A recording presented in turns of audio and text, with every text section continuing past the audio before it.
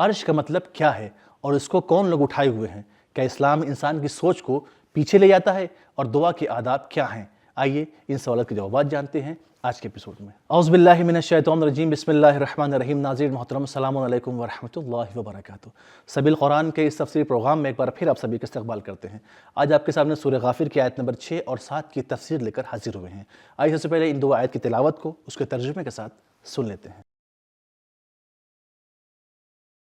كتاب أنزلناه إليك مبارك ليدبروا آياته وليتذكر أولو الألباب بسم الله الرحمن الرحيم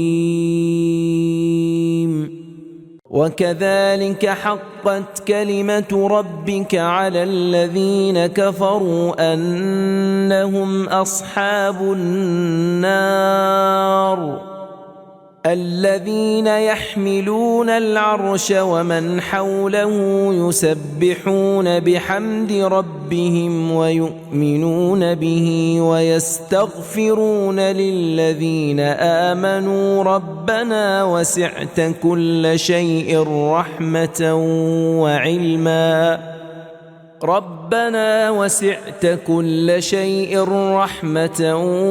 وعلما فاغفر للذين تابوا واتبعوا سبيلك وقهم عذاب الجحيم۔ اور اسی طرح تمہارے پروردگار کا عذاب کا حکم ان کافروں پر پورا ہو چکا ہے کہ یہ لوگ یقینی جہنمی ہیں جو فرشتے عرش کو اٹھائے ہوئے ہیں اور جو اس کے گردا گرد تعینات ہیں، سب اپنے پروردگار کی تعریف کے ساتھ تسبیح کرتے ہیں اور اس پر ایمان رکھتے ہیں اور مومنوں کے لیے بخشش کی دعائیں مانگا کرتے ہیں کہ پروردگار تیری رحمت اور تیرا علم ہر چیز پر احاطہ کیے ہوئے ہیں۔ تو جن لوگوں نے سچے دل سے توبہ کر لی اور تیرے راستے پر چلے ان کو بخش دے اور ان کو جہنم کے عذاب سے بچا لے۔ اب آئیے سورہ غافر کی ان دو آیات میں موجود نکات کو بھی جان لیتے ہیں۔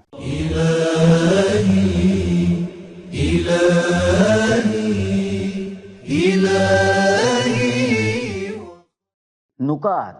پچھلی آیتوں میں ہم نے پڑھا کہ انبیاء کی دعوت کے سامنے لوگ دو طرح کے ہوتے ہیں، لہٰذا ان میں سے ایک گروہ کو مغفرت ملے گی اور دوسرے کو اللہ کا عذاب۔ یہ آیت پہلے والے گروہ کے لیے فرشتوں کی دعا اور مدد کو بیان کر رہی ہے۔ عرش کیا چیز ہے؟ قرآن مجید میں 20 بار عرش الہی کا ذکر ہوا ہے۔ لغت میں عرش بڑے پائے والے تخت کو کہا جاتا ہے اور چھوٹے پائے والے کو کرسی کہا جاتا ہے۔ جب ہم پڑھتے ہیں وَسِعَ كُرْسِيُّهُ السَّمَاوَاتِ وَالْأَرْضِ، اس کی کرسی نے زمین و آسمان کو اپنے احاطے میں لیا ہوا ہے، تو اس کا عرش کیسا ہوگا؟ عرش یا تو اللہ کی قدرت کے مرکز کا کنایہ ہے یا اللہ کے احکام کے صادر ہونے کے مرکز کا، اور حاملان عرش یعنی عرش کو اٹھانے والے سے مراد وہ فرشتے ہیں جن کی تعداد 8 بتائی گئی ہے۔ یحمل عرش ربک فوقہم یومئذ ثمانیہ، سورہ حاقہ آیت نمبر 7۔ قابل ذکر بات یہ ہے کہ عرش کی حقیقت ہمارے لیے واضح نہیں ہے، مگر تمام آیتوں سے شاید یہ سمجھا جا سکتا ہے کہ دنیا کا ایک مرکز ہے اور اللہ اس مرکز پر مکمل غلبہ رکھتا ہے۔ استوى علی العرش، اور اللہ کا ارادہ ان فرشتوں کے ذریعے اجرا ہوتا ہے جو اس مرکز کے ارد گرد تعینات کیے گئے ہیں۔ امام صادق علیہ السلام نے فرمایا، عرش وہی علم ہے جو اللہ نے اپنے انبیاء کو عطا کیا ہے۔ معانی الاخبار صفحہ نمبر 29۔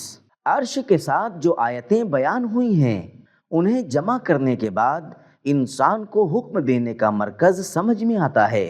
استوى علی العرش یغشی اللیل النہار لہ الخلق والامر، سورہ اعراف آیت نمبر 54۔ یدبر الامر، سورہ یونس آیت نمبر 3۔ یفصل الآیات، سورہ رعد آیت نمبر 2۔ یعلم ما یلج فی الارض وما یخرج منہا وما ینزل من السماء وما یعرج فیہا، سورہ حدید آیت نمبر 4۔ شب و روز کا آنا جانا امور کی تدبیر، آیتوں کو الگ الگ کرنا اور دنیا کے ذرے ذرے اور جو کچھ آسمان سے نازل ہوتا اور آسمان کی طرف جاتا ہے سب کو جاننا اس بات کی علامت ہے کہ یہ ساری چیزیں عرش الہی پر ہیں۔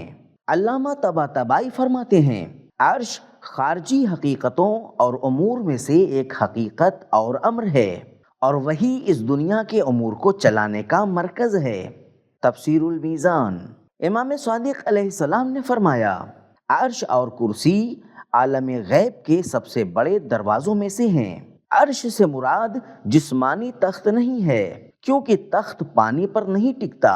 وَكَانَ عَرْشُهُ عَلَى الْمَاءِ، سورہ ہود آیت نمبر 7، بلکہ اس سے مراد یہ ہے کہ جب زمین اور آسمان نہ تھے اور صرف پانی ہی پانی تھا اس وقت اللہ کے حکم کا مرکز پانی پر تھا، اور جب زمین و آسمان کو خلق کیا گیا تو وہ آسمان کی طرف چلا گیا۔ سورہ غافر کی آیت نمبر 6 اور 7 کی تلاوت، ترجمہ اور اس کے نکات کو جان لینے کے بعد اب آئیے اس کے اہم پیغامات کو بھی جان لیتے ہیں۔ كتاب أنزلناه إليك مبارك ليدبروا۔ پیغام نمبر 1، کافروں پر عذاب نازل کرنا اللہ کی سنت ہے۔ نمبر 2، اللہ کا عذاب زیادتی نہیں ہے بلکہ عدل اور حق کی بنا پر ہے۔ نمبر 3، گناہ گاروں کو سزا دینا اللہ کی شان ربانی ہے۔ نمبر 4، گزشتہ لوگوں کے نابود ہو جانے کی وجہ ان کا کفر تھا۔ نمبر 5، مومنوں کو اپنے آپ پر ناز کرنا چاہیے کہ جن کے لیے اللہ کی بارگاہ کے قریب رہنے والے دعا کرتے ہیں۔ نمبر 6، اسلام انسان کی سوچ کو روٹی کپڑا اور مکان سے اٹھا کر عرش، فرشتے اور حمد و تسبیح کی طرف لے جاتا ہے۔ نمبر 7، بے انتہا صرف خدا ہے، عرش الہی کی بھی ایک حد ہے۔ نمبر 8، حمد اور تسبیح قرآن مجید میں کئی بار ایک ساتھ ذکر کیے گئے ہیں اور سجدے اور رکوع کے ذکر میں بھی دونوں ساتھ آتے ہیں۔ نمبر 9، دعا کے آداب یہ ہیں، پہلے تسبیح اور حمد کی جائے، یسبحون بحمد ربہم، پھر صفات بیان کیے جائیں، وسعت کل شیء رحمتا و علما، اس کے بعد دعا کی جائے، فاغفر۔ نمبر 10، ذمہ داریوں کا بوجھ آپ کو اللہ کی تسبیح و حمد اور ضرورت مندوں کا خیال رکھنے میں رکاوٹ نہ بنے۔ عرش خدا اٹھانے والے فرشتے اللہ کو بھی یاد کرتے ہیں، یسبحون بحمد ربہم، اور محتاجوں کے لیے دعا بھی کرتے ہیں، یستغفرون للذین آمنوا۔ نمبر 11، دعا میں سنخیت ضروری ہے۔ وہ فرشتے جو صاحب ایمان ہیں وہ ایمانداروں کے لیے دعا کرتے ہیں۔ نمبر 12، عالم ملک اور عالم ملکوت کے درمیان رابطہ دینے والی چیز کا نام ایمان ہے۔ نمبر 13، دوسروں کے حق میں استغفار انہی لوگوں کا اثر انداز ہوتا ہے جو خود صاحب ایمان ہوں۔ نمبر 14، انسانوں اور فرشتوں کے درمیان رابطہ پایا جاتا ہے۔ صحیفہ سجادیہ میں امام سجاد علیہ السلام کچھ فرشتوں پر درود بھیجتے ہیں اور ان کے لیے دعا کرتے ہیں۔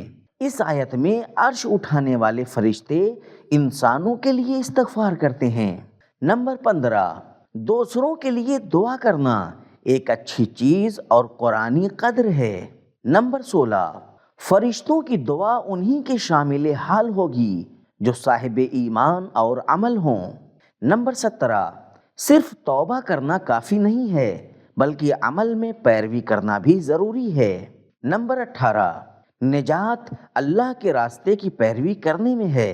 تو ناظرین، ہم نے جانا کہ عرش یا تو اللہ کی قدرت کا مرکز کا کنایہ ہے یا تو اللہ کے احکام صادر ہونے کے مرکز کا، اور عرش کو فرشتے اٹھائے ہوئے ہیں جن کی تعداد 8 بتائی گئی ہے۔ اسلام انسان کی سوچ کو پیچھے نہیں لے جاتا بلکہ اسلام انسان کی سوچ کو روٹی، کپڑا اور مکان سے اٹھا کر عرش، فرشتے، حمد اور تسبیح کی طرف لے جاتا ہے۔ اور دعا کے آداب یہ ہیں کہ پہلے اللہ کی تسبیح و حمد کی جائے، پھر اس کی صفات بیان کیے جائے، پھر اللہ سے دعا کیا جائے۔ تو یہ تھا ہمارا آج کے ایپیسوڈ، ملتے ہیں اگلے ایپیسوڈ میں، تب تک کے لیے خدا حافظ۔